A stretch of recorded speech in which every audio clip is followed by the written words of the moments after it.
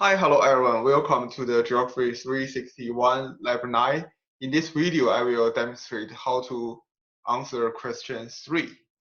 In the question 3, the question asks us to check the correlation between the tree rain width and the monthly temperature and the precipitation. So we first open our data in the SPSS.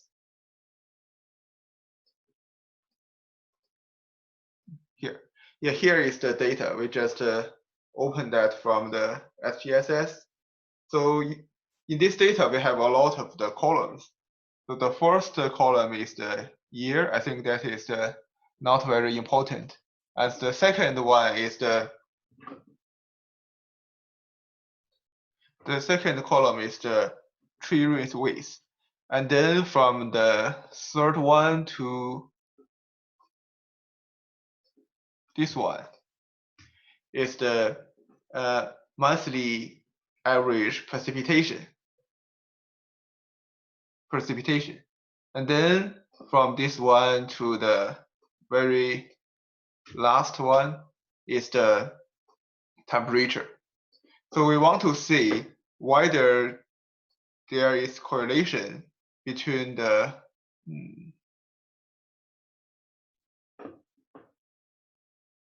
this one and this one with and this one and this one with and this one. So this is the basic idea of this question. Then we need to use the tool here, and the tool is called the correlation. Actually, we just use this tool in the question 1. So here is the pop-up windows. First, we need to select all the variables we need to the right table. So we need to select the tree rain width to the December temperature. We select almost all of this to the variables. Then we need to make sure the Pearson box is checked. After we did these two things, we click the OK button. You will see a very large table here. The table is very large, but we don't need to worry about that. All we need is just the first column. So let me show you. Yeah, it's just the first column. This part show the correlation. This part is show the correlation between the tree rain width and the January precipitation. So to check their correlation, we first need to check their significance level. If this number is smaller than 0.05, then we can say the Pearson correlation is significant. Then we need to check the notation. Is positive or the negative correlation. So I use the January precipitation as example. We can see the significance level is 0.05 something, which is greater than 0.05. So we see this correlation is not significant.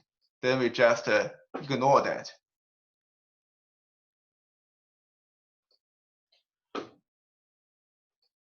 After we check all the precipitation, we can find actually the June,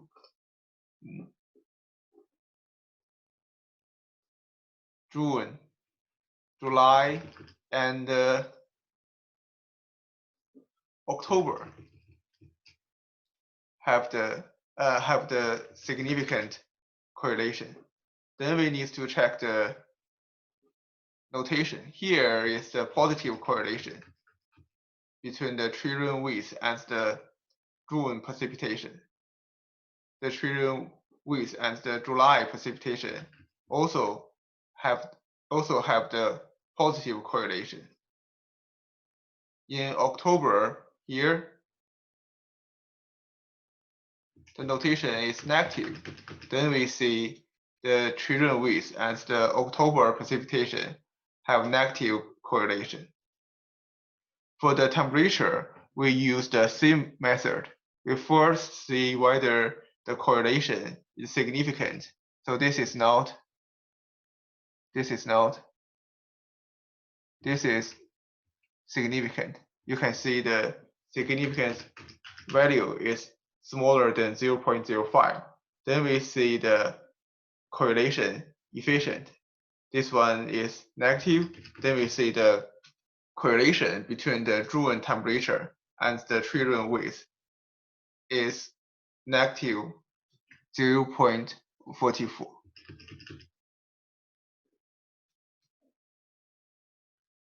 So the June, July, August, these three are significant. Others are not. To answer this question, you need to first copy this table to your answer sheet. But this table is very large, so we just copy this part by part. So we just, in the first one, we may just copy from the January to April.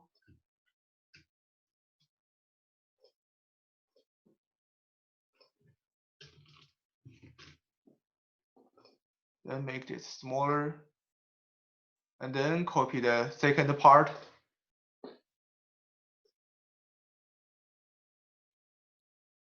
From May to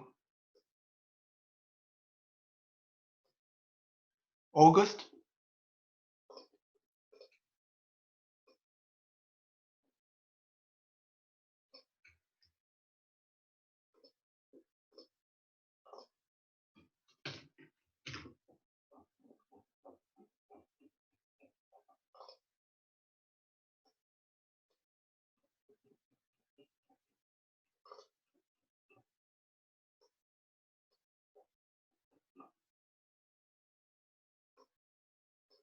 You can continue to do the rest of part. Here, I only copy and paste two parts. So the question is also asks you to comment your findings. So just I said earlier. So you find the June and July precipitation have significant positive correlation with the children width. And also you find some temperature in some masses have positive or negative correlation with the children width. Then just write down your conclusion. Okay, that is the solution for the question 3.